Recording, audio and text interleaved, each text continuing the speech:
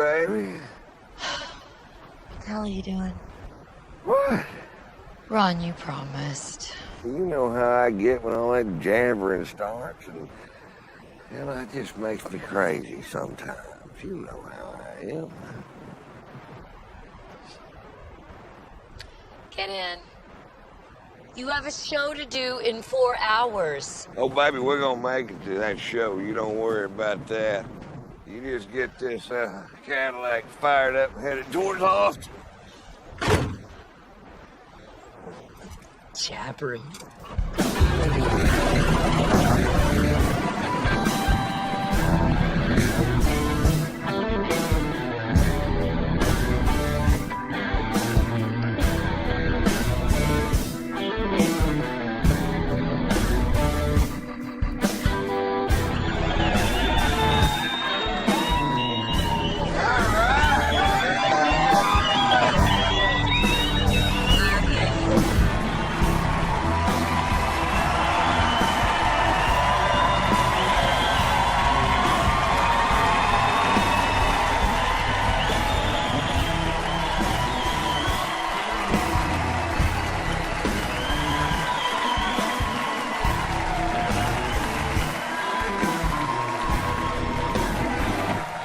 Austin, Texas, how the hell are you? Great to be back.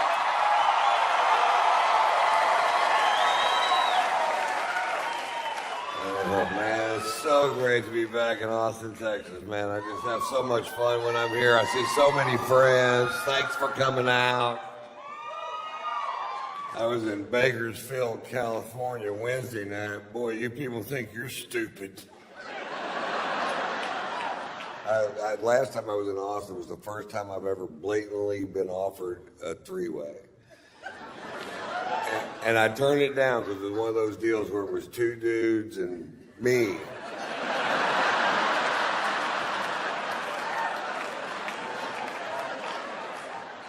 I don't even watch 2.5 Men. We flew in from Los Angeles, and we were going through LAX and going through screening, and this guy's just losing his fucking mind because I guess he doesn't travel that much. He's not used to this equipment, and he's just going crazy. You know, you can have fun with that. You can do what I do. I take 2 Viagra and demand a pat down.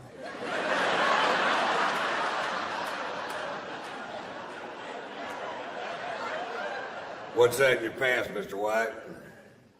I have no idea. You're gonna need to pat that down. Pat it back up again. Give it a couple twists, see if it's hooked to anything. You might want to go wash your hands.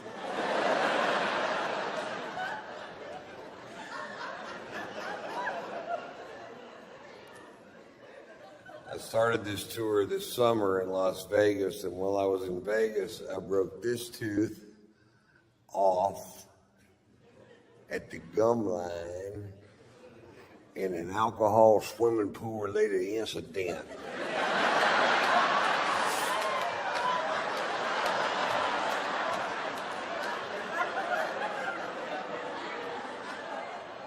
I had a show to do in 4 hours. I was drunk and missing a tooth.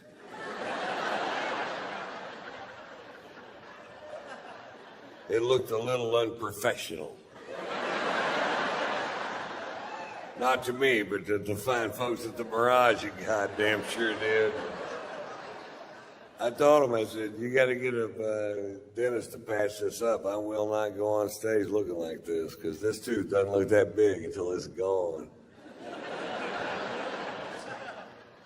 They found an all-night dental school. This dentist is 14 years old.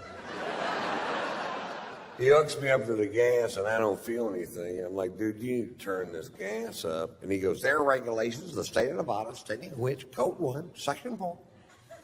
Fuck. And I asked him, I said, where'd you go to college? He goes, Brigham Young. Fuck, dude, turn it up to Catholic. Never let a Mormon set your buzz level. Never. Don't do it.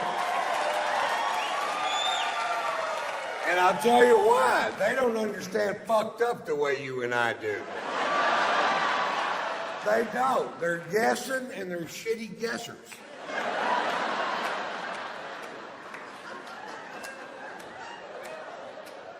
When he got through with the procedure, you could still tell which tooth he worked on because it was a different color. My teeth looked like Indian corn.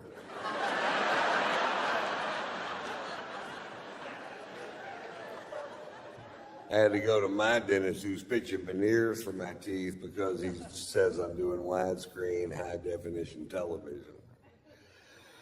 Which is nobody's friend.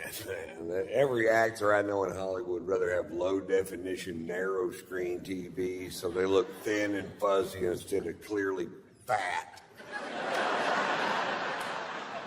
I would like to see my dick on a widescreen TV. That way I can quit looking at it through my reading glasses.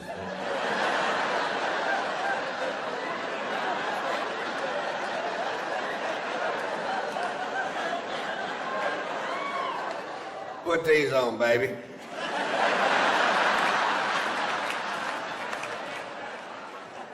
It looks bigger than theaters.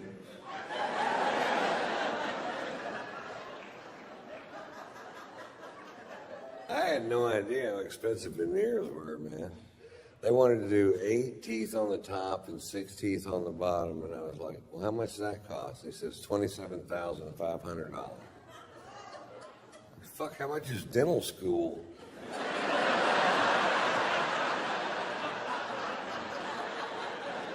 I'll teach my mother how to do it.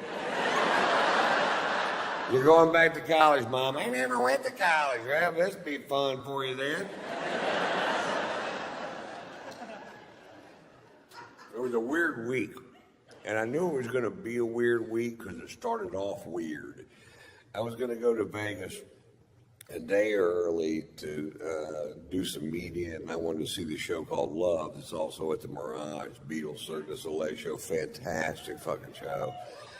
And so I was talking to my wife and I live in Atlanta and Hollywood, and we were out in California. I said, I'm leaving today at 3:30 to go to Las Vegas, and I have an airplane that you guys bought me. I like it a lot. Half the Fortune 500 companies in America have let go of their private jets. Not Ron White Inc. I'm flying that son of a bitch straight into bankruptcy.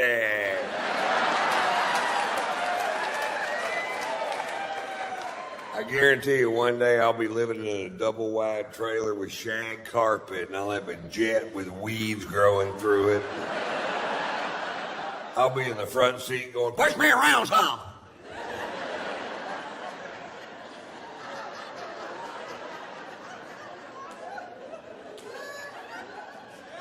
And I don't come from money. I come from the opposite of money. I come from no money.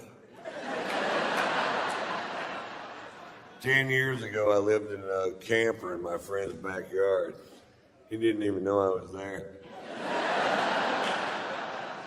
It wasn't even a nice camper. It was like a homemade pop-up camper. It looked like somebody had duct taped a tent to a golf cart. I had a 20-inch Coleman television.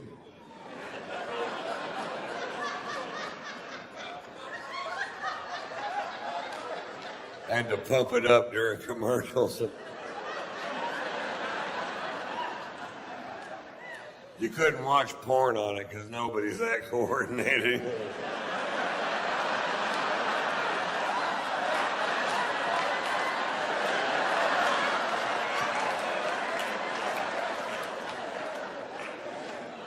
I was broke.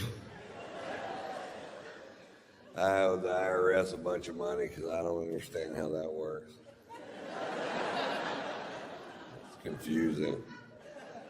When I started doing stand-up, they said that made me an independent contractor, and they said I needed to start filing my taxes quarterly, which I thought meant every 25 years.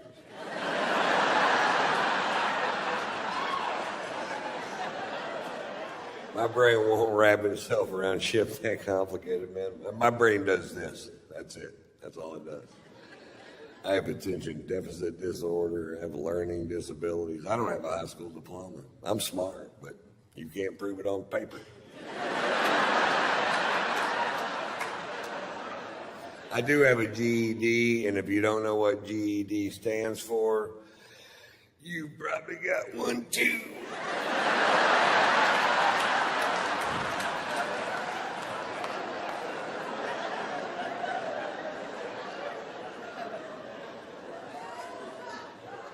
Anyway, I told my wife, I said, I'm leaving today at 3:30 to go to Vegas. My wife's singer-songwriter, composer, Margot Ray is her name, and a brilliantly talented woman. And she says, well, I'm working with a guitar player in the studio till 5 o'clock. You can't wait till 5:30 so I can fly with you. And I said, can you be there at 5:30? And she said, yes, which I knew was a lie because she's the biggest liar I've met in my life. When it comes to how long it's going to take her to get somewhere, I hear her on the phone all the time just lying through her teeth. We're 2 exits away. Traffic's really heavy. We should be there in 15 minutes. I'm like, you're in the fucking bathtub.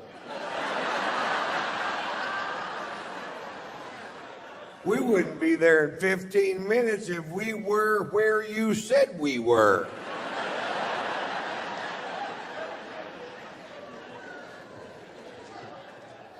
But I told her, I said, you get there at 5:30, you can fly with me. But let me tell you something, sugar tits. At 5:31, I am wheels up and I am fucking gone. I said that. Not very loud.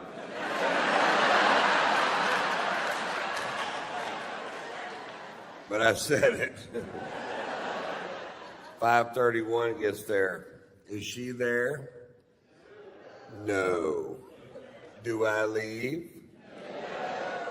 No. 6:01 gets there. Is she there? No. Do I leave? No. Why? Because this dick won't suck itself. That's why. It won't. I've asked it to many, many times. In fact, the other day, I sat my dick down, I looked him straight in the eye, and I said, listen, I know I've drug you into some pretty muddy shit in the last 35 years. I need you to get past that, learn how to suck yourself so I can grow a spine and get on with my goddamn life.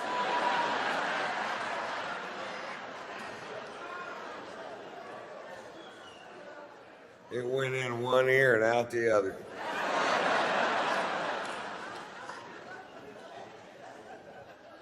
My dick has ears. It has an eye, and it has 2 ears, and a double chin.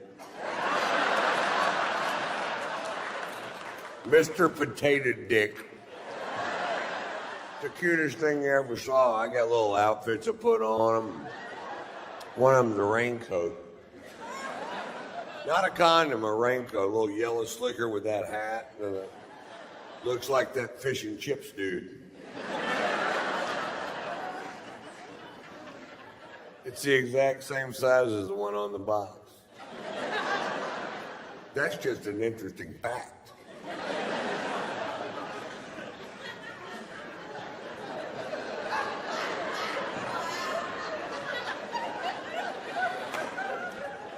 What is it, Ron? An interesting fact. Anyway, so we go see Love and Beatles Cirque du Soleil show. I'm a huge fan of the Beatles, and I just love their music, always have. And Cirque's always fun, and our shows are at the same time, so I'd never been able to see it. And I got 8 people from my camp. My wife's sitting next to me. We have great seats because I work for the Mirage, and everything's perfect except right behind me, these 2 chicks are just jabbering.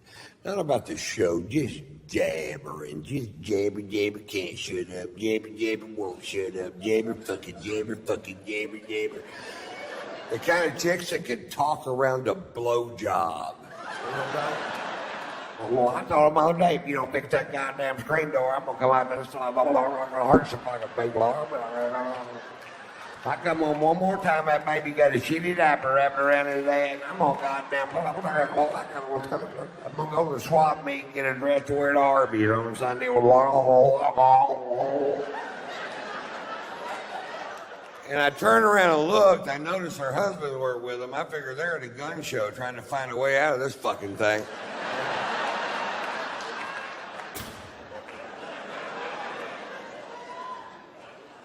Well, that's way better.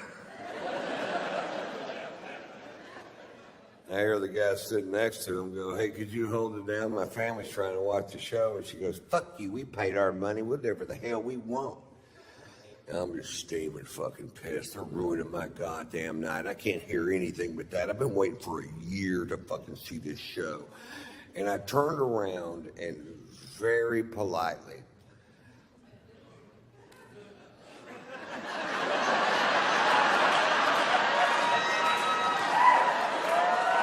don't start with me. Very politely, I said, lady, talking during live theater as far as social skills goes is like shitting in the street. She goes, you better mind your own business. I said, you better quit shitting in the street. She goes, I'll have you thrown out of here. I said, if you don't quit flapping your fucking cock holster. Everybody heard that. Before, it was a little disturbance right behind me. Very few people privy to that one. Then 1,700 people hear me go, if you don't quit flapping your fucking cock all night.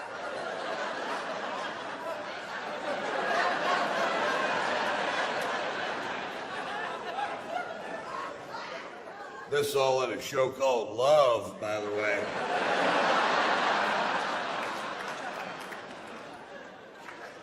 I had her murdered and buried in the desert. Vegas, baby. Careful who you fuck with. And legend has it, if you go out into the desert and the moon is full and the wind dies down, you can still hear her jabbering.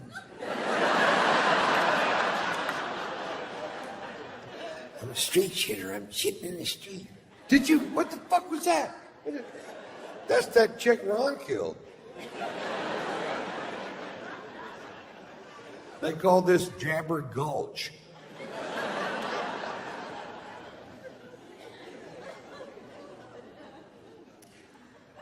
My favorite thing about playing Vegas is I get to play this golf course called Shadow Creek, which is one of the most exclusive golf courses in the world.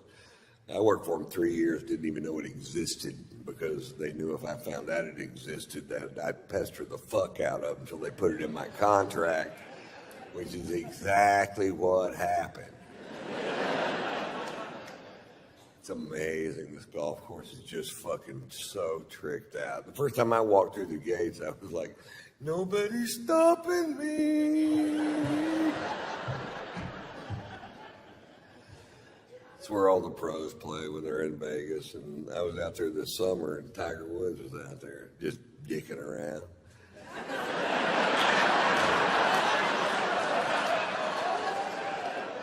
I may sign my golf glove. I got to meet the most famous person I've ever met, and I know a lot of famous people, but nobody as famous as Tiger fucking Woods.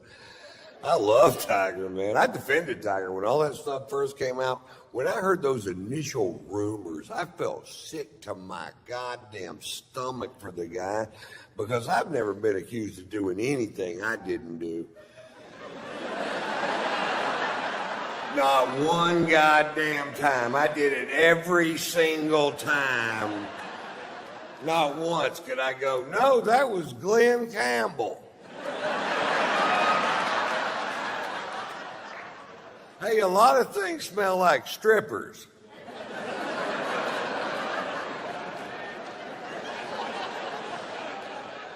And I defended him to my wife. I said, you don't know what this guy's been through. He had his first famous golf shot on television when he was 2 years old. You don't know what his home life's like. You can't judge a guy because he made one mistake. And he gets caught with number 13, 14, 15, 16. I started going, God damn, Tiger, come on, buddy. And it got to the point where every time he got caught with another woman, my wife would go like this. What? I don't even know the fucking guy. You act like I was holding his dick the whole time. We watched him make that long apology on television, and afterwards my wife goes, well, do you think a guy like Tiger could quit cheating on his wife? And I said,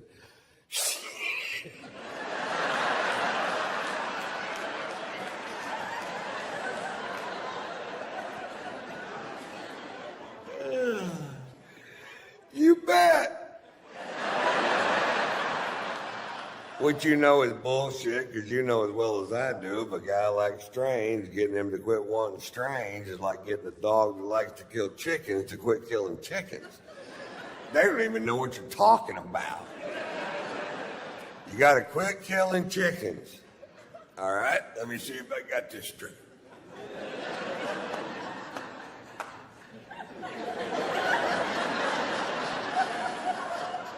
I can still kill chickens.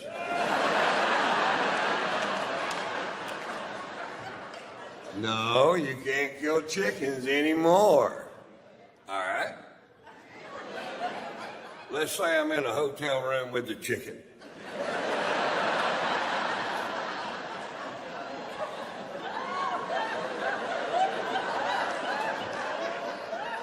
Let's say the chicken just wants to touch me.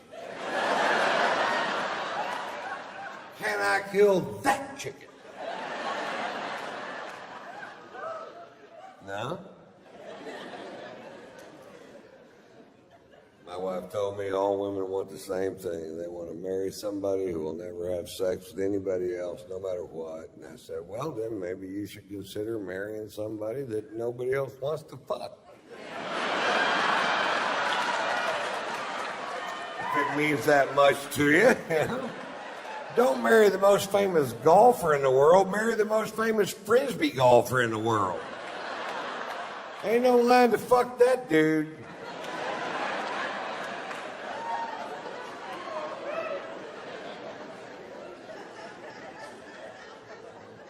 We had a chat about cheating that day, man.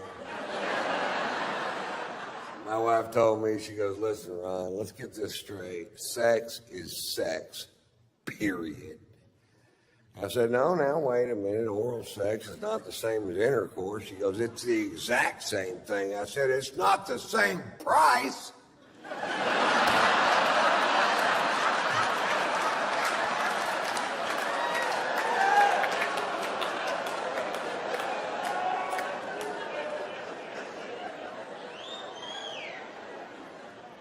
I heard that on the radio.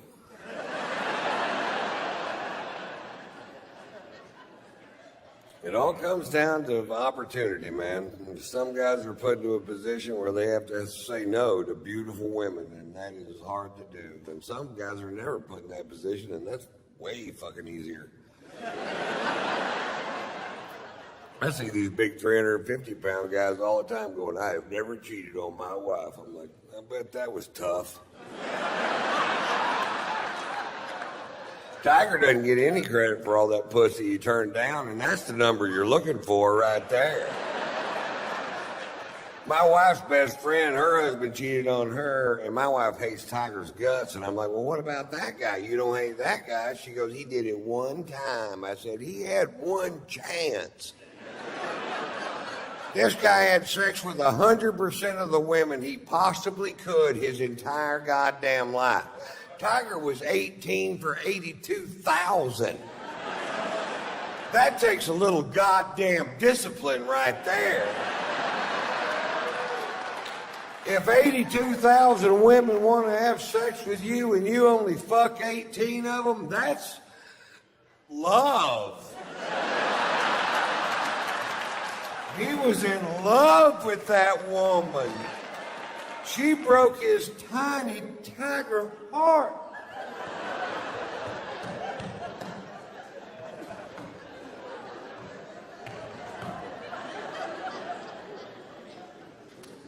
He lost all those sponsors, which never made sense to me because his core fan base is men. I don't know, one guy in America gave a fiddler's fuck what he did. I guarantee you, not one guy in America went, really? Tiger got some straight pussy? I'm dropping AT&T.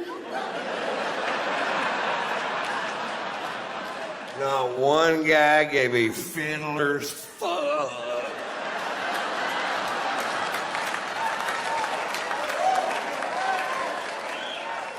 Now, when they were around their wives, they'd act like they gave a fiddler's fuck, get all foghorn, leghorn. Why, I can't believe a man would commit such transgressions towards his wife. I say, how's his relationship with the Lord? I'd like to know.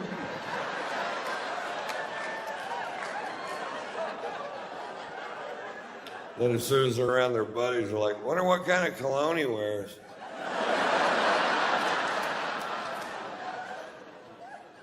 I want to smell just like that dude, man. He lost so many sponsors, I'm thinking about bringing him over to Ron White Inc. And not because we need a new face for the company. I'd just love to have somebody around the house to fade the heat when I fuck up. Ron White, you are the most selfish prick I have ever met in my life. Tiger, get in here. You tell her what you did.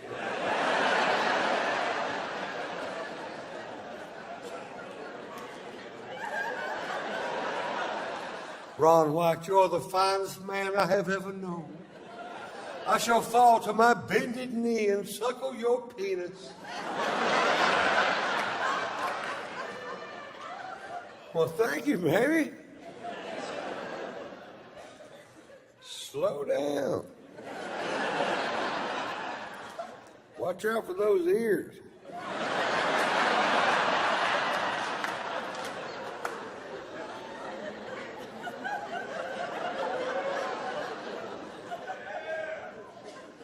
My New Year's resolution this year was to lose some weight and try to get in better shape. And I was working out yesterday, and I hurt my fat.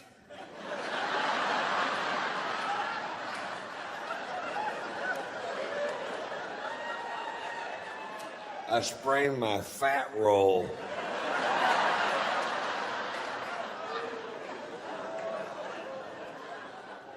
Everybody in my camp's on my ass about taking better care of myself. I'm like, what?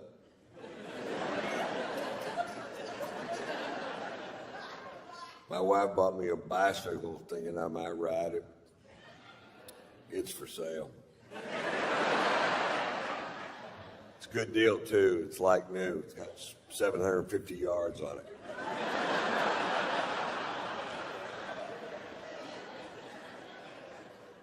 My wife wants me to start doing yoga with her, and I said, wait, baby, I'm not that flexible. And she goes, you can bend over and touch your toes, can't you? I said, the only way I can touch my toes, somebody cuts them off and hands them to me.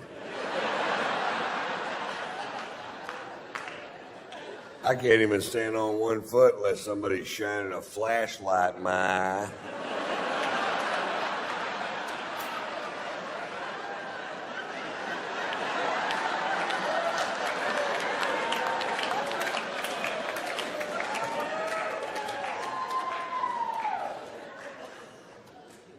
I thought this was funny. We were at my wife's yoga school the other day, and They have a vegan restaurant there, and my wife goes, "Why don't we eat here? We've never eaten here." And I said, "Fine, let's eat here, because this dick won't suck itself." It's all about compromise, folks. And I take my tray around to all the bean sprout piles, and I get to the cash register, and my tray is empty. And the purple dreadlocked kid that runs the cash register goes, "Mr. White, aren't you going to have something for lunch?" And I said, "There's just nothing here that I eat." And he picks up a piece of carrot cake wrapped in cellophane, and he hands it to me. He goes, "Try this. It's vegetarian." The carrot cake is vegetarian? Yeah.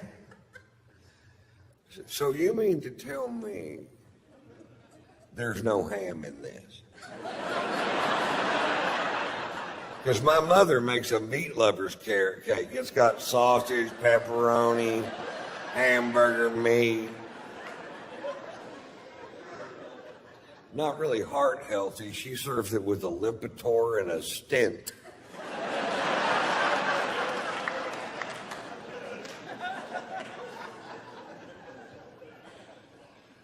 They have Snuggies now for dogs, and I love dogs, but if I ever see a dog wearing a Snuggie, I'm going to kill it.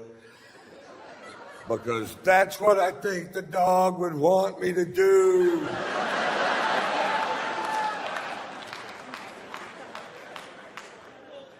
I think if all dogs go to heaven, Michael Vick's going to be a little nervous if he makes the cut.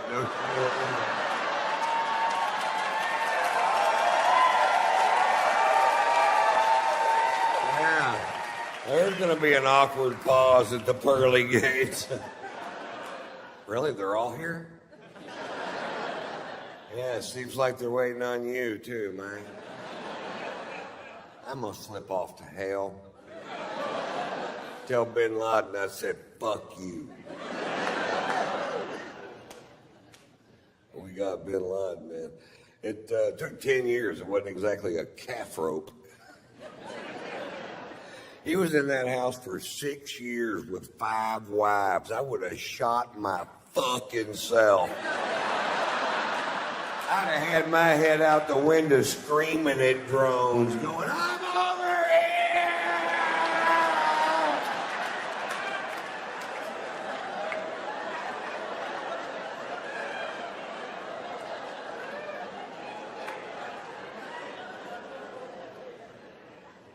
Women.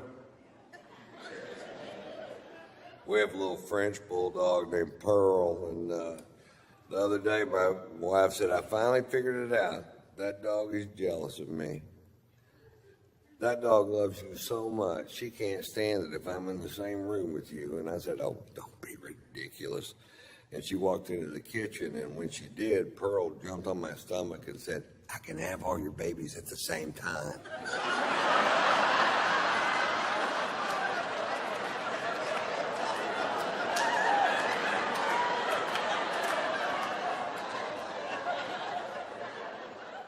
She's coming back. Act like nothing's going on. Nothing is going on. I didn't know whether to buy more of that weed or never smoke it again.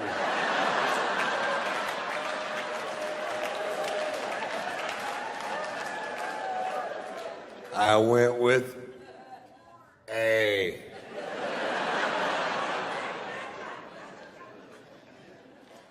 I got busted with weed in Florida last year. Less than a gram of weed. And they took my happy ass to jail. I've been partying in Florida for years. I didn't even know they had laws. Looks to me like everybody just run amok down there. And I'll run amok with you. I will run the fuck out of amok with you.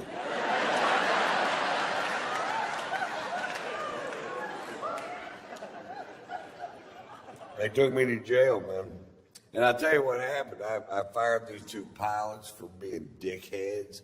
And there was such dickheads, they started following my plane around on a software called FlightAware. And if you know the tail number, you can follow any plane in the world anywhere it goes. And then right before I'd landed in a town, they called the cops, tell them it's a drug plane. So the cops would come fuck with me. It was pretty fucking funny. Then they were on the news in Atlanta, where I live. Both of these assholes live on the news going, Ron White is out of control. He gets drunk on his plane. He smokes pot on his plane. He has sex on his plane. I'm like, this is my plane we're talking about, right? Not like I did that shit on a Delta flight, for fuck's sake.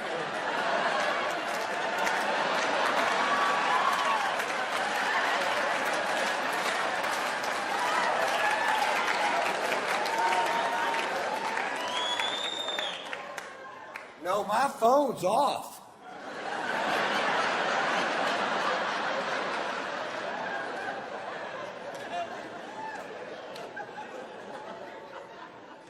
My wife got pissed at me when I got busted with that weed, and she smokes pot. What the fuck is up with that? I come home, she goes, you smoke too much pot. I said, oh, let me get this straight. You smoke the correct amount of pot.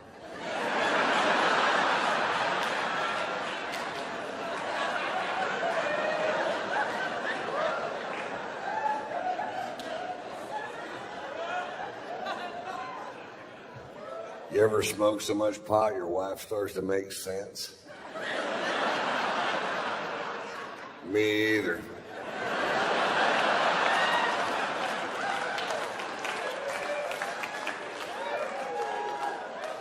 I have this reoccurring dream that my wife gets run over by a bus. Does that make me a bad person? I'm driving the bus.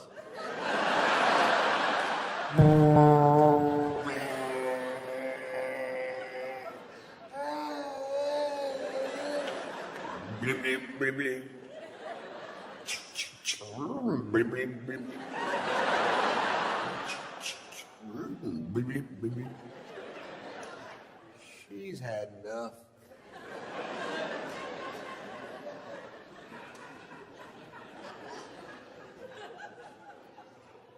Early last year in Florida, at SeaWorld of Florida, an animal trainer was killed by a killer whale.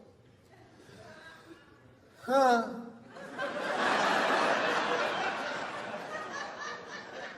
Turns out there's a reason they didn't name them ocean ponies.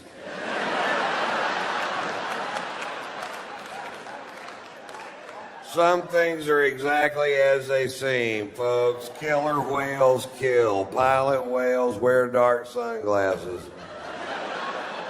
I'm not sure how the sperm whale got his name,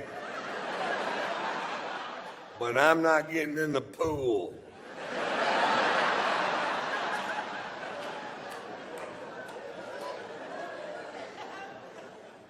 That whale got his job back. They put that whale back in the show. Now, when I first saw it on the internet, I mean, this will be world news. It wasn't even news at all. They put the whale back. This whale killed 3 people. This is a serial killer whale. And he got his job back? If that would have happened at SeaWorld in Texas, that whale would have gone straight to the fucking electric pool.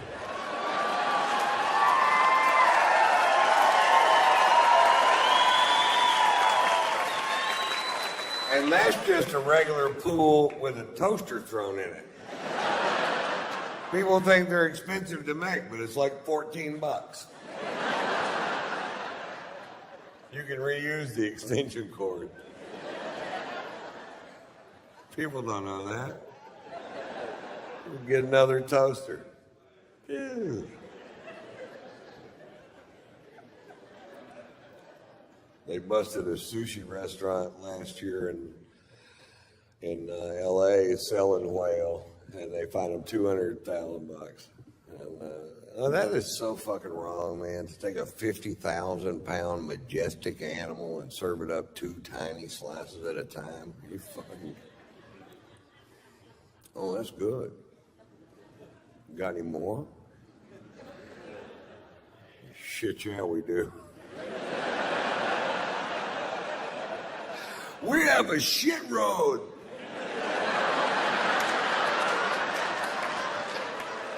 We make a big commitment.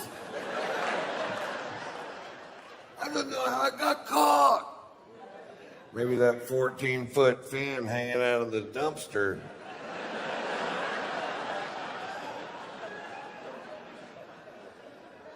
I should have closed the red.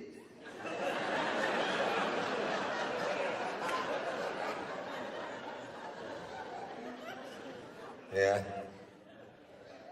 Probably should have closed the red.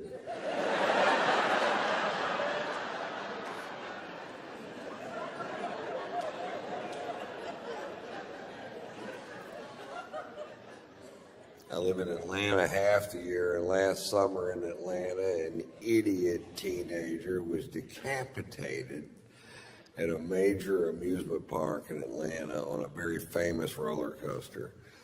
And now what I thought happened was he was on the ride, stood up, and got his head cut off. That's not what happened. What happened was, while he was on the ride, his hat flew off. And when he got off the ride, he climbed over 2 fences and went through 2 gates, telling him not to retrieve this hat, which it turns out he didn't really need after all.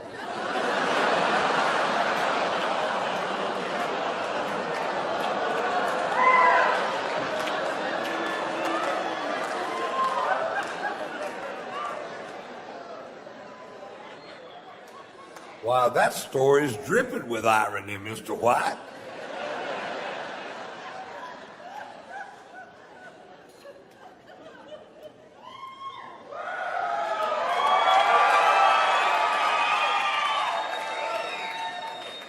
The part of the show where I prove my job is better than yours.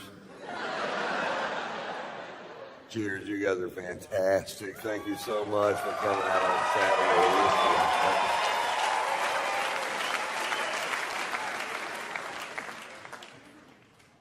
I was at home last week and my nephew called our house, and I never answer the phone at my house, ever. And I think he was surprised that I did. And I answered the phone, he goes, "Uncle Ron, is that you?" I said, "Yeah, that's me." He goes, "Uncle Ron, did you know it's okay to be gay?" That's why I don't answer the fucking phone at my house right there. Now it's my problem. I'm like, "Well, you're right, it is okay to be gay. Do you know what gay means?" He goes, "That's where a man likes a man or a woman likes a woman, but they can't have babies." Pretty close. You believe that's 6 years old? This kid knows what gay means? I didn't find out what gay meant till I started hitchhiking.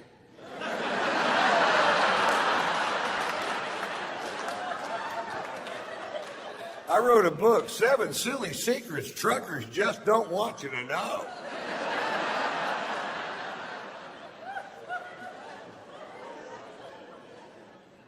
My wife and I are big fans of the reality TV show on HBO called Pornucopia, Sex in the Valley. It's a reality show about the pornography industry in the San Fernando Valley, which is where most of it's made. And we bought the first season because it's fucking hilarious. And this one episode was about guys that were straight porn stars, but they were doing gay porn because it pays 5 times the money. And they're interviewing this guy, and he goes, "Yeah, I was in a scene yesterday with 5 guys at the same time, and I'm not even gay." I was like, "You're gayer than I am."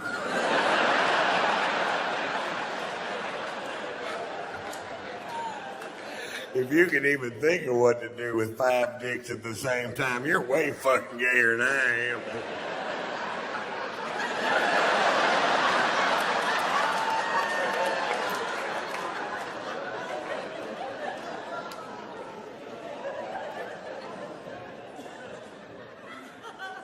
I was having dinner, this is a gay part of my show. I was having dinner the other night with this CBS executive, and who I've known for years. Great fucking dude, man. And he's gay, and I've never said a word to him about being gay. I just knew that he was. And we're having dinner in Beverly Hills and talking about a potential show. And this chick walks into the restaurant that's LA smoking fucking hot, man. Probably an actress or a model. And she was an ILF, which means I don't care if she has children. I don't think the letters line up, but that's what it means. She sits at a table kind of near us by herself. And I'd had a couple bottles of wine with dinner and a couple scotches before that, and I was pretty drunk. And I said, "You mean to tell me that does nothing for you?" And he looked at her and he goes, "Not a thing." I said, "You mean you would rather have sex with me than her?" "Not by much."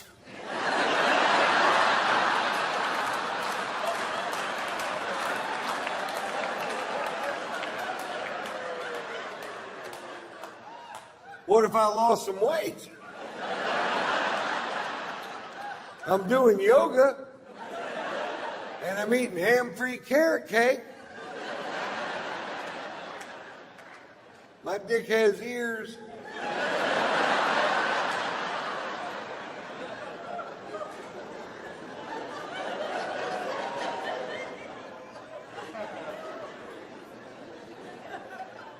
That's my favorite thing about LA is the people out there are just so goddamn pretty, man. I'll tell you how it happened. Back in the 20s, they started making movies out there. And when they did, all these beautiful people from all over America flocked the fuck out there to be in the movies. And they couldn't all be in the movies. Some of them got regular jobs, but they met those people that were in the movies. They got together. They had these beautiful babies. And those babies grew up and met other babies from the same area, and they got together and had even more beautiful babies. And almost the exact opposite thing is happening right now in Kansas.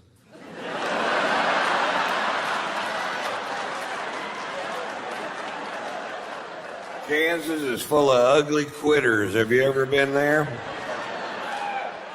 It's true. Those people that live on the fucking West Coast, their forefathers got on the Oregon Trail and fought hardships you and I can't even dream of, with starvation and weather and crossing the Rocky Mountains.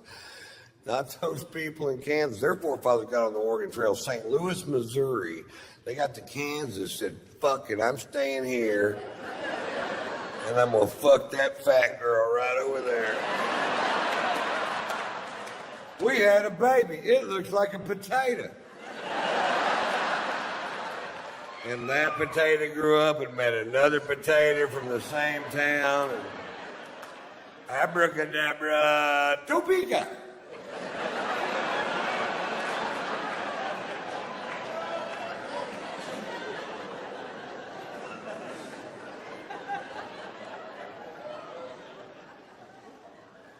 My wife came home from the store the other day and she goes, "I was in the produce department today and this guy told me I was beautiful."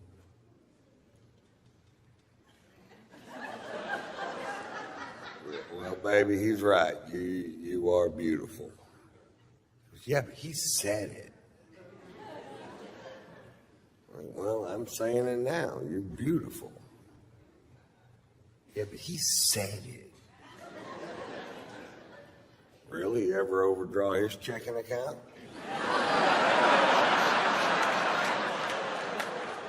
"You ever drive his brand new Mercedes straight through the fuck garage door? That ever happened to that guy?"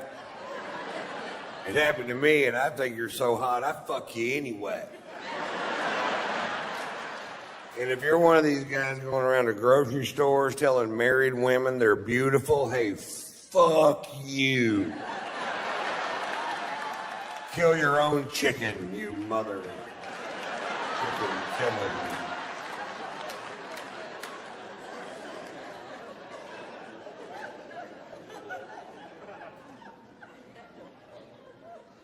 My wife's best friend has an autistic child named Lewis.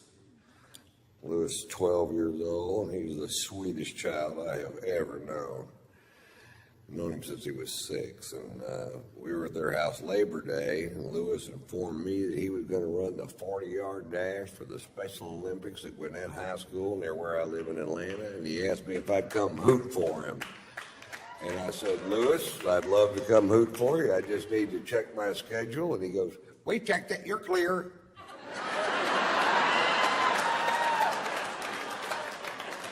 Well, then I'm your man, Lewis. And I got to admit, I was dreading it, and then I ended up having fun. I thought it was going to be sad. That's why I was dreading it. It's a celebration, is what it is. People are tailgating. They're not painting their faces and bellies blue, but they're cooking sausages, getting hammered, betting on these races. Make no mistake about it, they are betting on these races. And it's not easy to handicap a race. You got 17 special needs kids in 6 lanes. You don't know what the fuck's gonna happen when they fire that starting pistol. They could scatter, stop, drop, and roll. We saw it all that day. They're not drug testing these kids.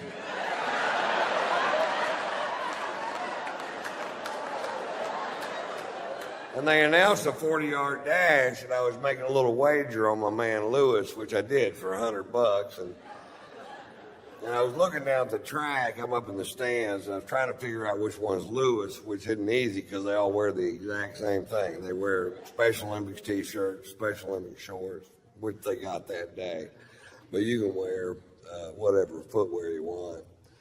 And Lewis, for whatever reason, had chosen yellow rubber boots. Which didn't make sense at first, and then it started raining. Fuck, if this thing goes off-road,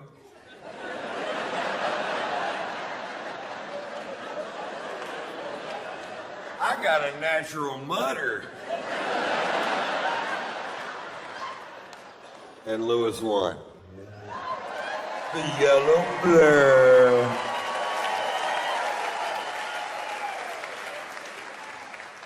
That's what I call him now, the yellow blur. He loves that nickname.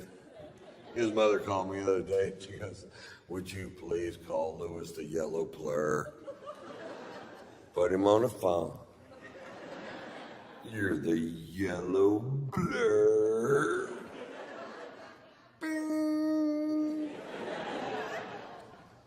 It's not like professional sports. You go to a Lakers game, you wave at Kobe Bryant till your arm falls off. He won't wave back to you. Lewis waved back to you in the middle of a fucking race. He doesn't give a shit. Lewis is fan friendly. Lewis will stop and sign an autograph. The yellow blur.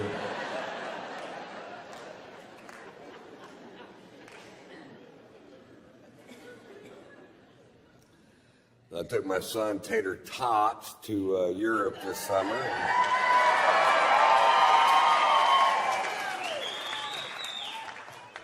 My son is 21 years old now. He's in college, getting his master's in entertainment business. He's a great kid, man. I'm so proud of him. He's smart. He's funny. He has my brain's high-end peaks without my low-end problems.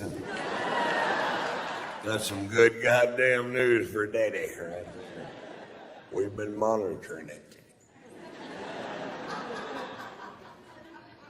He's funny. I was doing a corporate gig in Orlando where he goes to college, and I was backstage with him. But I don't get asked to do a ton of corporate gigs because what do you want your corporate image to be? We were hoping for an overweight alcoholic that smokes and cusses. Let's call Lewis, see if Ron's free.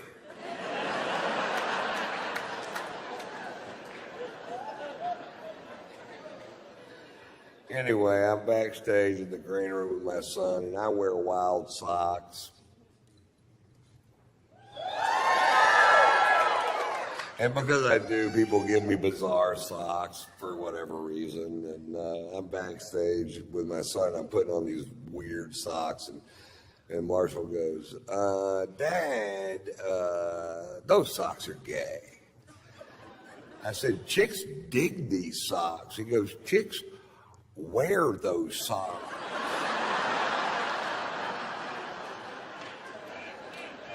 All right, he's my kid. You can stop those tests. I love his mom, man. His mom's great. She's my second wife, and I never argued with her ever. She didn't want to be married to somebody that was always going to be on the road. The only argument I ever remember having with her was when he was a toddler about whether or not we should spank him. And her contention was that if you had an argument with an adult and you disagreed with him, you certainly wouldn't hit him. I said, I would if they peed in my face.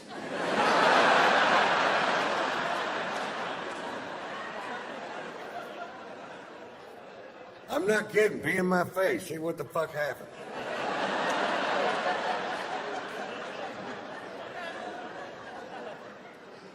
She busted him with internet porn when he was 15, and I felt so sorry for him. She called me just squawking.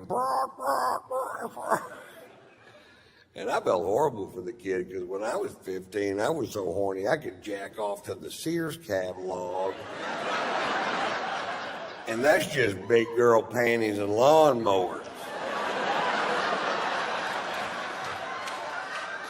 I can't imagine being 15 years old and having an unstoppable stream of pornography piped straight into your goddamn bedroom.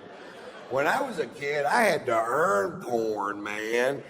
You had to wait till your friend's dad went out of town on business. You had to pull down a rickety spring-loaded attic ladder. You had to crawl up into a dusty, spider-ridden fucking crawl space, forage through cardboard boxes till you find an 8mm reel. Then what? Learn how to work a fucking projector, that's what.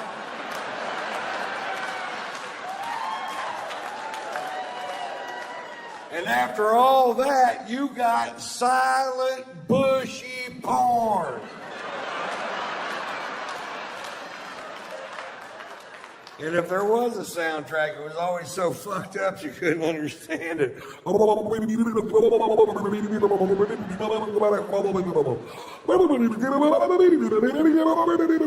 gotta stick his finger in her ear? No, his penis in her rear. Watch the movie.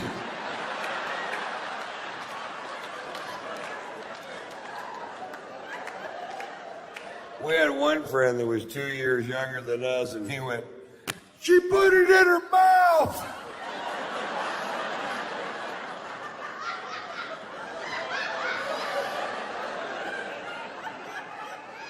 I didn't know she was gonna put it in her mouth. She gonna need to brush her teeth.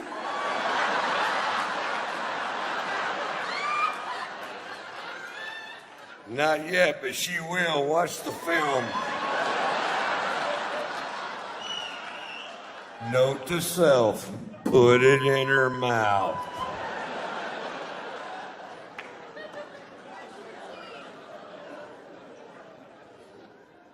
So Lori told me, she goes, that's my ex-wife's name is, she goes, you're going to need to talk to your son about sex. It's time. And I said, well, you're right, it is. And she goes, when are you going to do it, Ron? I said, he's going to be at the house this weekend, so I'll talk to him then. And I said, okay, fine. I said, Marcia, turn off television. I said, turn it off. I need to talk to you. All right. I said, I want to talk to you about sex. He goes, oh, Dad, come on. I said, nope, you're 15 years old. It's time we had this talk. And he goes, okay. I said, the clitoris is as sensitive as an eyeball.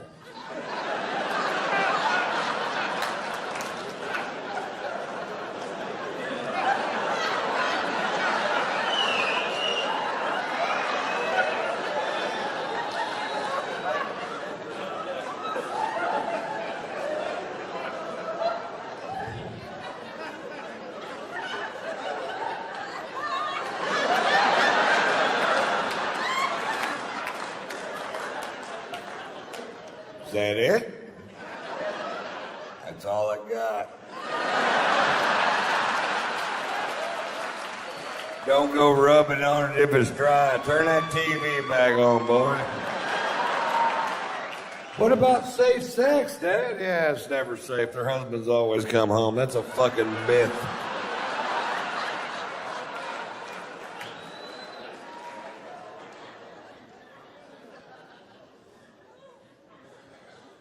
He's so smart, man. I just can't believe how smart kids are today. He can answer any question that you can come up with. in 2 seconds off his phone. He's a computer freak anyway, but you ask any question, doesn't matter, world geography, world history, a note in a song written 300 years ago, click, there it is. When I was a kid, I had to believe my mother. That's it. That's all I had. Mommy, where do rainbows come from? Well, 3,000 years ago, an 800-year-old man named Noah was commissioned by the Lord to build a giant ship, and all the animals, 2 by 2. You try to run that crap by a kid today, they're like, click, click, bullshit.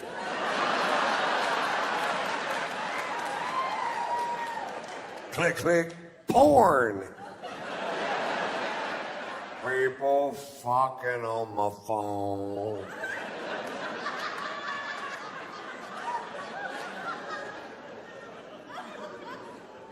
If my mother didn't know the answer to a question, I had to go to the library, which is a building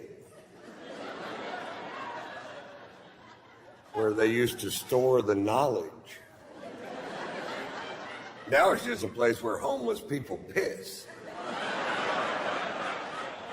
But my mother used to drop me off at the library when I was a kid, and I was always so intimidated by it because it was so big, and you had to be quiet because the knowledge is sleeping, and you had to learn a decimal system made up by some fuck named Dewey.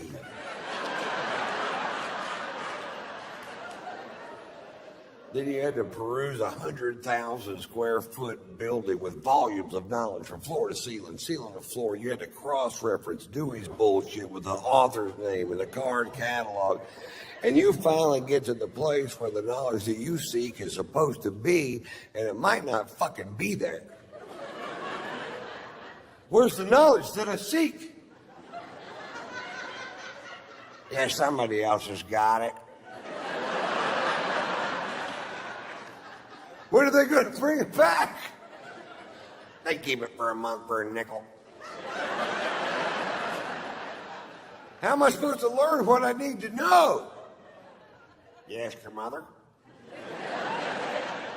My mother doesn't know how to work a projector.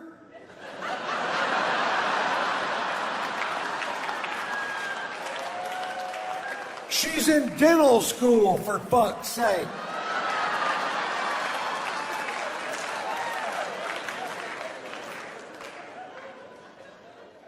Don't try to do the math on that bit. It'll just fuck you up. The guy actually stopped my show a few weeks ago, and he goes, well, now, wait a minute. Now, if this summer you were back in Las Vegas, and that's when you broke your tooth, and that's when your mother went to dental school, and now you're 7 years old, you're saying your mother's already in dental. I'm like, what, dude, really?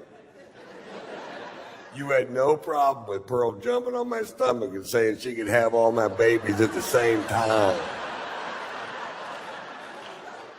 But the math on this one joke has got you so fucked up, you just have to talk. Yeah.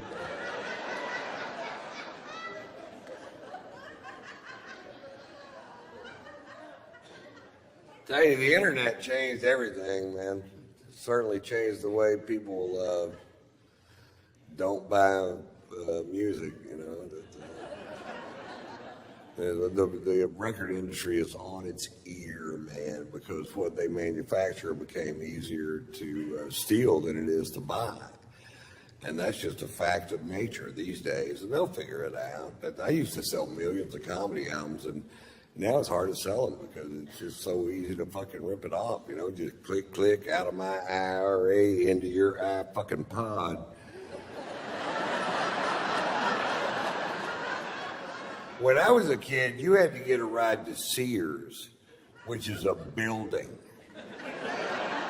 You had to find the record department on your own. Then you had to cram a 12-inch by 12-inch album down your shorts. Then you had to SpongeBob SquarePants it with Led Zeppelin 2 crammed down your fucking pants, hoping nobody was gonna catch your ass. That's stealing music.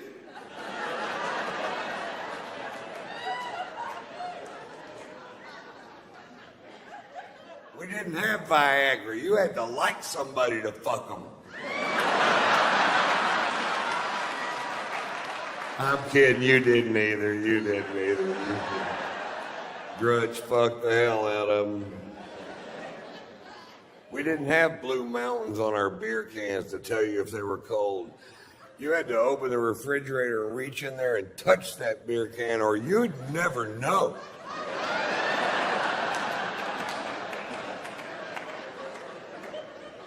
But somebody somewhere went, well, if we only had some sort of thermostat on each individual can, like the mountains changing color to see the optimum drinking temperature. Thank you, Rocky Mountain. Even though your beer tastes like ass.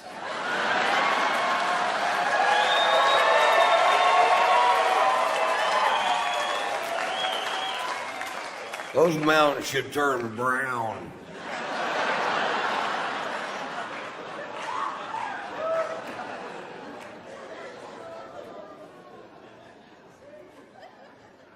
So I tour, that's what I do. I go from city to city to city to city. I've done it for 27 years. I've been coming to Austin all 27 of those years, from the Velveeta Room to the Laugh Stop to the Capital City Comedy Club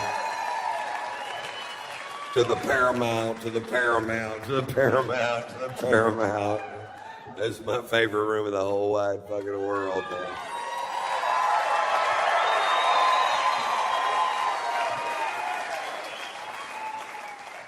I tour with my wife usually, and I love to tour with my wife because I only have sex with my wife. I don't have sex with other women. I've been married 3 times, and that has not always been my policy. When I was young, I used to talk to my cousins about this race we were going to have to see who gets married first. I came in 2nd, 4th, and 7th.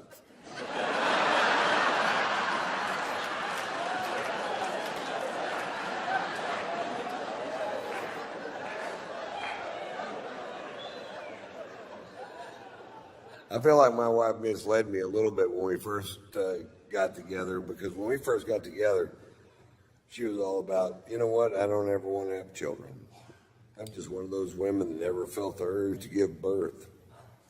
And I don't like real diamonds.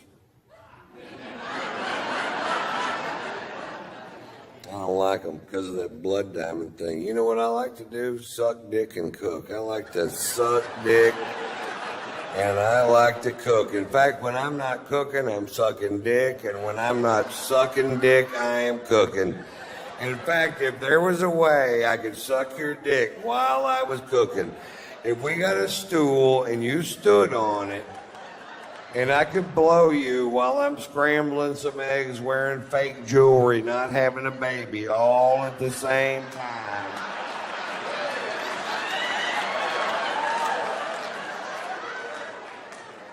That would be heaven for me. Fuck me too.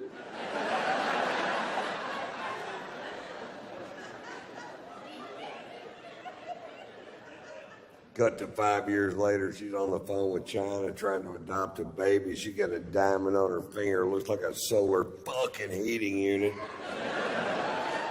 I'm jacking off eating a TV dinner.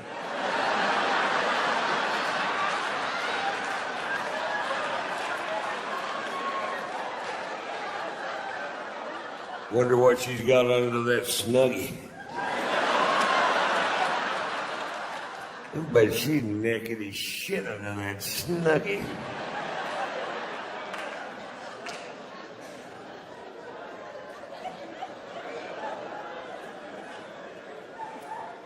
We have a great sex life. You ever 69 someone so long you start to miss each other?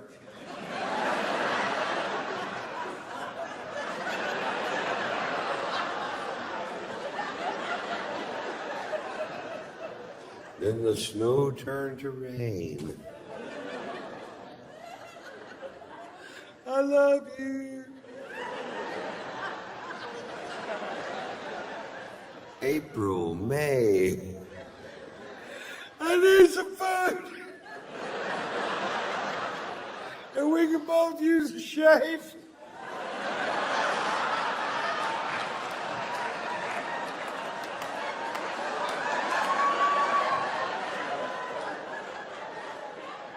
We did it one time so long it turned into another number.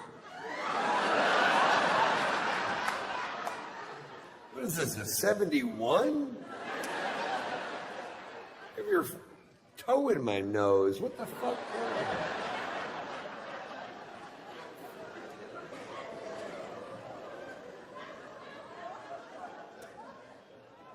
My wife has a new move in the bedroom. My wife's new move in the bedroom is, look at me. Look at me. Open your eyes, Ron. Look at me. And that's a lot of pressure. It is, to look into the eyes of the woman you love while you're making love and look deep into her soul and still see another woman? What the fuck are you doing here? I thought you got hit by a bus.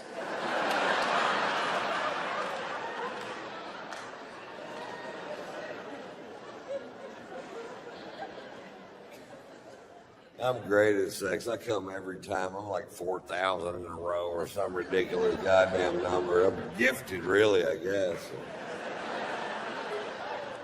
My wife's maybe a third as good as me. I don't think she's trying.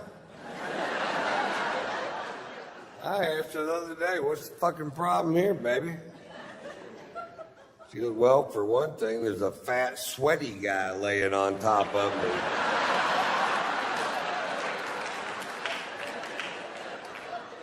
Well, that'd break my concentration. Get off me, dude. I'm trying to come.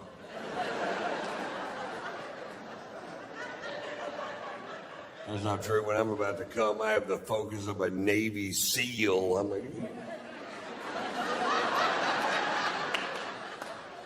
Afterwards, I lay there like a wounded manatee.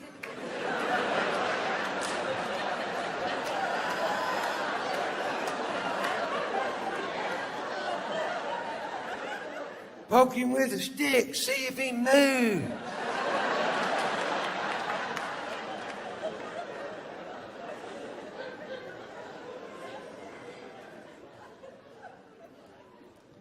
My wife gives the best head if you ever have a chance. First time my wife gave me a blowjob, my hands went numb. I'm like, I'm either having a stroke or this girl knows her way around a winner. And I told her when she got finished, I said, that's the best damn blowjob I ever had in my life, by a lot. And she goes, I know it's kind of weird because I used to be not that good at it. And I was talking to my friend Ted, the florist that lived down the street, and I just asked him how he does it.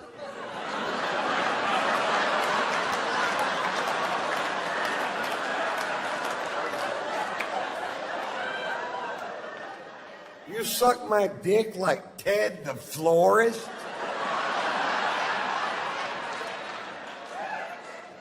Well, that motherfucker knows what he's doing, I'll tell you that, Now, every time I see Ted, I'm like, you ought to open a school, dude. Call it Ted's Head. Tulips for every occasion.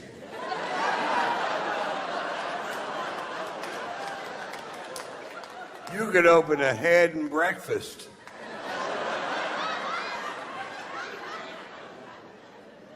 Well, then what would my slogan be? Food. It's the only thing that doesn't suck.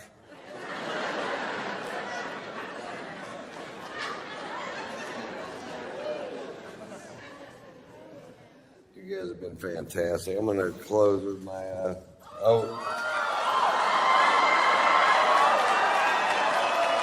So nobody's watching the dogs, I guess. I'll try to get Pearl to play Bite My Face. Pearl's favorite thing, she can have all my babies at the same time.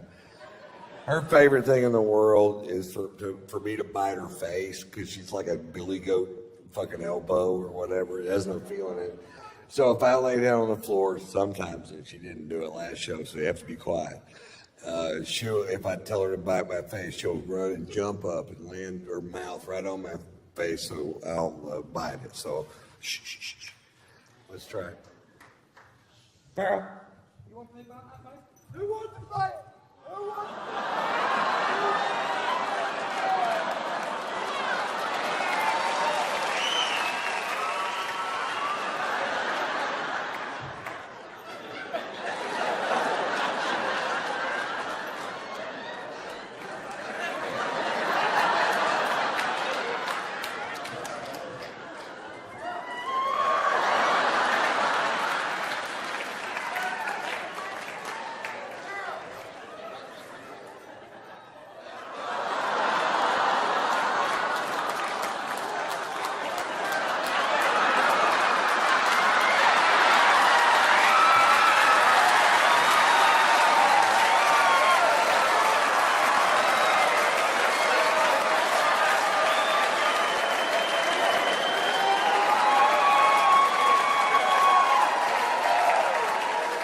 Well, that went way better than I thought it would.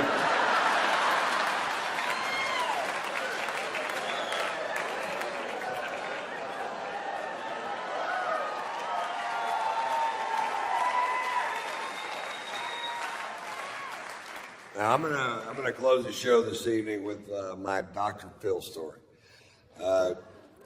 Dr. Phil McGraw is a friend of mine. We play golf together all the time out in Los Angeles, and he's a great guy. You never know. We became friends from him being a fan, and you never know if you see somebody on TV what they're going to be like in person. Doc's a solid fucking dude, I guarantee you that. He's straight as he can be, but he's a great fucking hang, and he's a great asset for me. My father passed away when I was young, and now I'm in this big business world.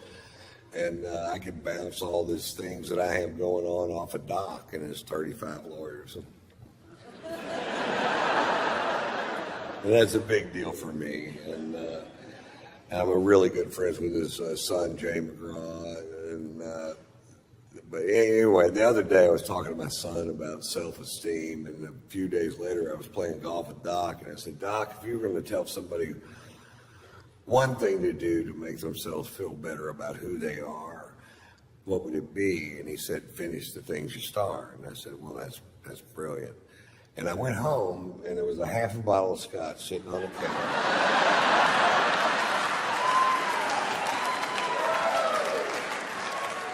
I think I know what he's getting at. That's not my Dr. Phil story. Here's my Dr. Phil story. Every year, Doc and his family rent a yacht for 12 days in the Mediterranean, and that's their vacation. And it's the only way he can get away, you know, because he is the most famous person in America. He's the most recognizable face, 6'4", bald dome head, porn mustache. You can spot him from any fucking where. And because he seems so approachable on television, and he really is approachable, I mean, he's a sweetheart of a dude. But people are always, anytime he goes out in public, they're just, oh, what about this? And that's fine at first, but eventually he will eat the skin off your fucking bones if you can't walk out of your house without somebody going, hey, my brother-in-law's all fucked up in the head, and I wonder if you could just sit out for just a second.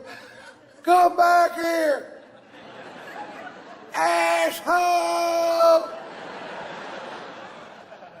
And that's exactly how it happens. I've seen it, and so that's what they do. Well, this summer, my wife and I went on vacation to France and Monaco, and I need a break too. Sometimes I do 140 cities a year. I do more dates than any other comic, more cities than any other comic working the day because I just love fucking doing it. And 20 minutes from now, nobody's gonna give a fuck about what I have to say. So. While they do, I believe I'll do a lot of shows. So we're in France and Monaco, and having a great time, man. We're just, I'm really in love with my wife. She's so talented. We have a fun life together, and we're there. And then one day the phone rings, and it's Doc, and he goes, "Aren't you guys in Monaco?" And I said, "Yeah." He goes, "We're going to be in Monaco tomorrow. Why don't you come party on the yacht?" And I said, "Fuck yeah." Which is what you say if somebody says, "You want to come party on the yacht?" You go, "Fuck yeah." In fact, let's try it one time. You want to come party on the yacht? Fuck yeah. I don't have a yacht. So I was like, yeah, fuck, this is great, man. We're excited. We were down there. We were staying at the Fairmont Hotel overlooking the little yacht harbor in Monaco. Very cool place. And we were down there looking at the yachts the day before, going, wouldn't it be cool if you knew somebody that had one of these things? You could just hop on it and fucking throw the fuck down. And it's everybody's yacht, man. This is yacht heaven. This is Steve Wynn's yacht, Prince Albert of Monaco's yacht. This is that Russian dude with the tiny giraffes.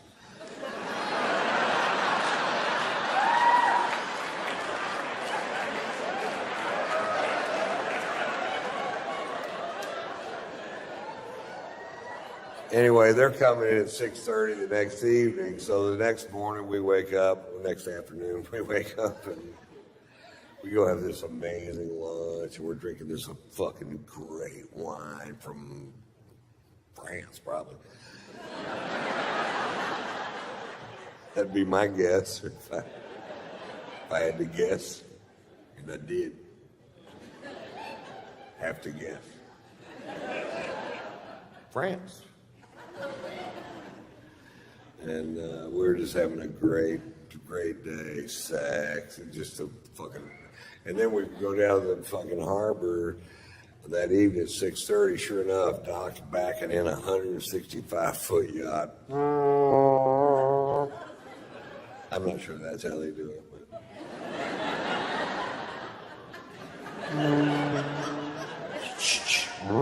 Maybe.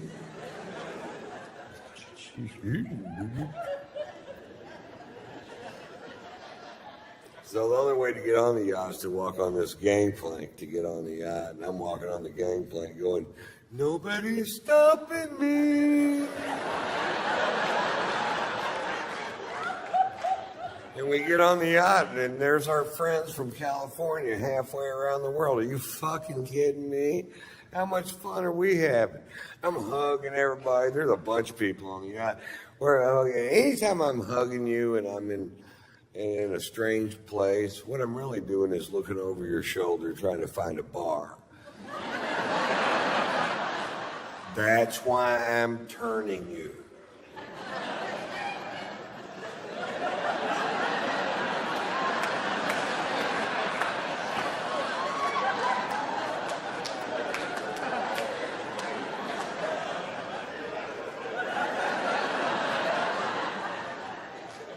I see the bar, and right in the dead front center of the bar is a bottle of famous Black Grouse, which is a scotch I started drinking when I was in Scotland for the Open Championship at Turnberry. And you start looking at what the Scots drink, and that's what they drink, and I'm like, oh, fuck yes. And there they had a bottle of it on the fucking, it's kind of hard to find. And the bartender poured me a big old glass of whiskey, way bigger than this one. And I'm like, I'm in such a great mood. It tasted better than I ever tasted any fucking scotch ever. I'm like, oh, good Lord. What is that? That tastes like butter, honey, aged in Lindsay Lohan's pussy.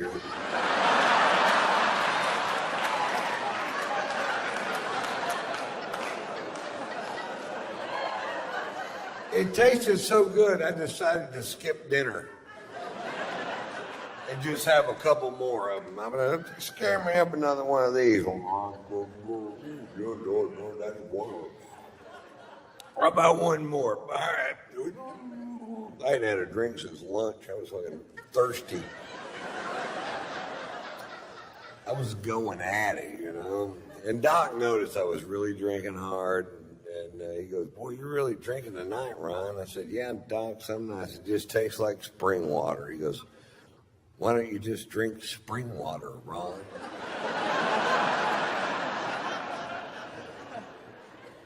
I don't know, I'm not a fucking doctor.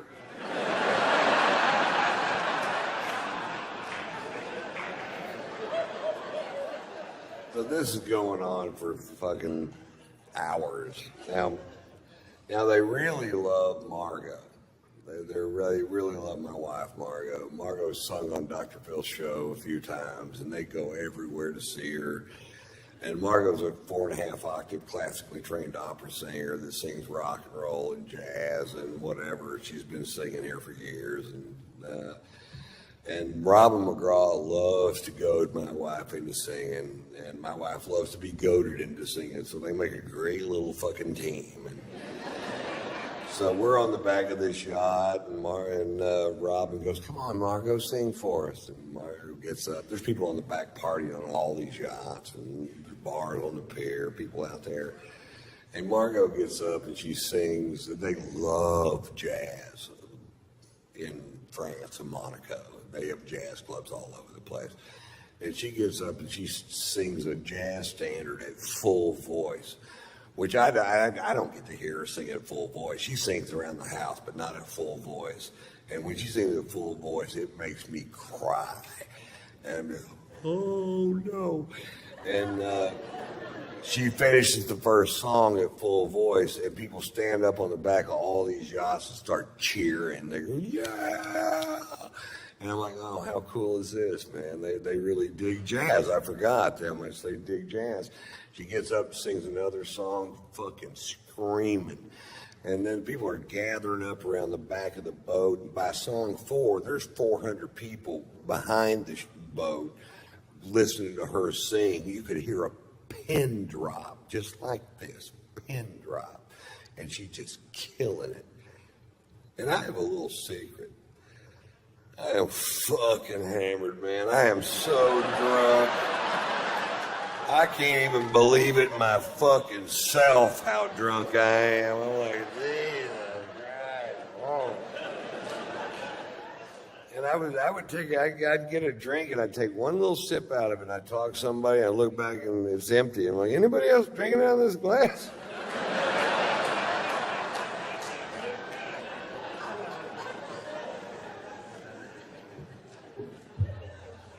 Miscalculation. Anyway, she does, I don't know, 7 or 8 songs, and she goes, "Okay, guys, that's enough." And she sits down, and Doc goes, "Well, Ron, you want to do something?"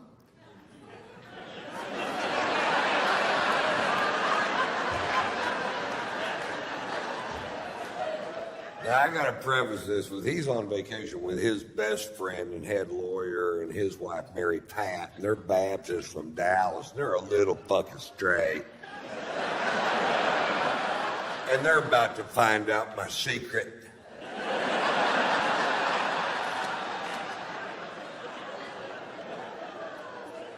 About 20 years ago, I was doing a bit that was so vile that I only did it for about a week, and I just quit doing it. I'm like, this is not the direction I want to take my crowds or my show. And I have no idea why I picked that night to dust her off and take her for a spin.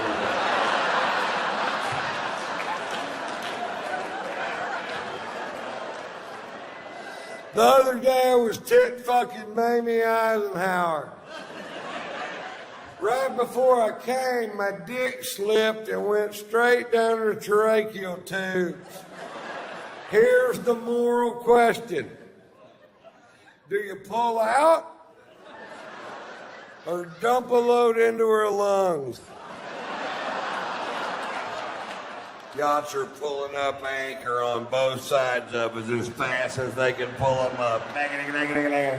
They're leaving the harbor so fast there's a surfable wake.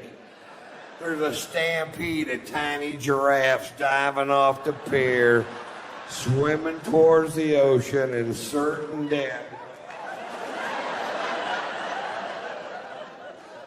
People are pulling their kids off the pier.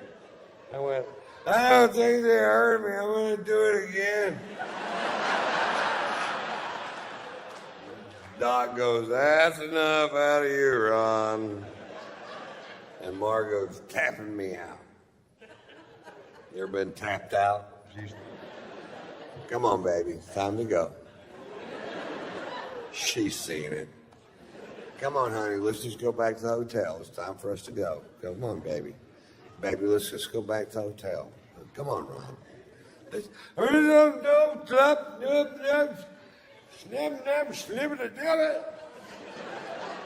And I speak fluent drunk. That means I don't know why you want to why you want to leave. I'm having a perfectly good time.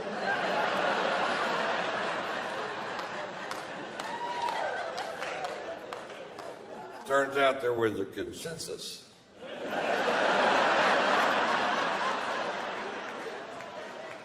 I'm like, okay, I'll leave. Now, the only way to get off the ship is to walk back off that gangplank, and at the end of the gangplank, there's an 18-inch drop-off, and my wife's in front of me, Margot's in front of me, and I get to the end of the gangplank. Doc goes, big step, Ron. I said, thanks, Doc, thinking I'd made a big step towards something. Fuck, I don't know. He's the big psychologist, not me.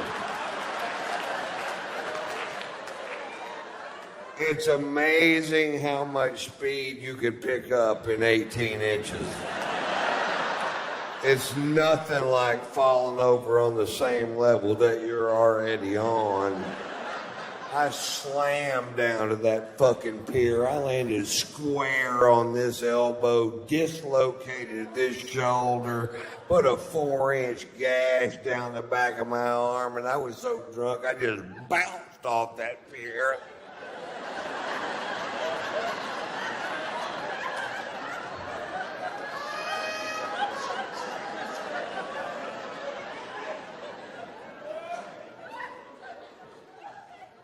Fade to black.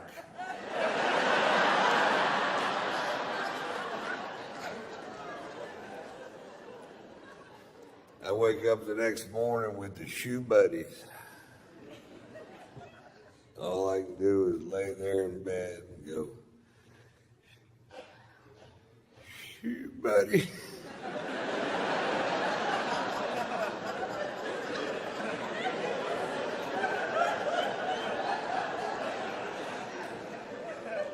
I can't move my shoulder. Shoot, buddy.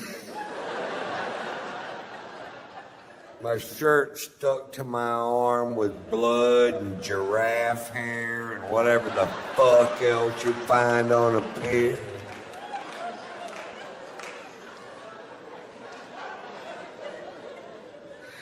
Shoot, buddy. I have a wet Jolly Rancher in my armpit.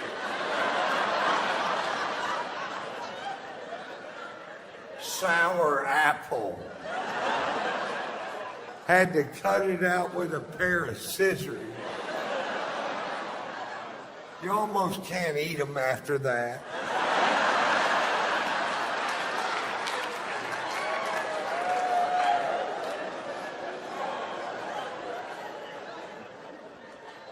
Shoot, buddy.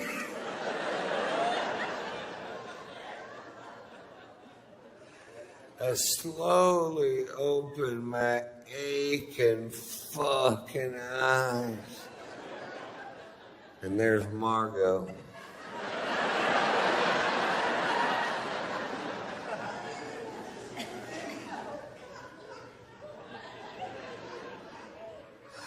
What happened?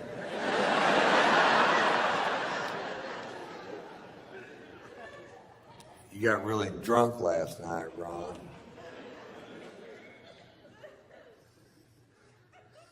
What did I do? Well, you did the tits fucking Mamie Eisenhower story.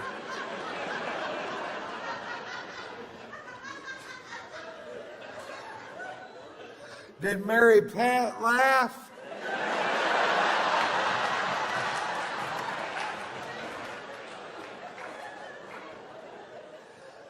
Mary Pat left is what Mary Pat did. Shoot, buddy. You think they're going to invite us back over to party on the yacht today? Because I don't know what's going to happen now, Ron. I don't know. Walks out of the room, slams the door. And I just start berating myself. I'm like, why do you do that, Ron? Why do you get so drunk it ruins things for other people? Why can't you just drink like a regular goddamn person? Is that too much to ask? You have a wonderful son and a beautiful wife with a great career. Why don't you make some changes in your life that'll make a difference in the long run? And about then the phone rang and it was Doc and he goes, you guys gonna come party on the yacht? And I said, fuck yeah! Thanks for playing along. I've never performed for a better crowd in my goddamn life. Bless your hearts for listening so intently.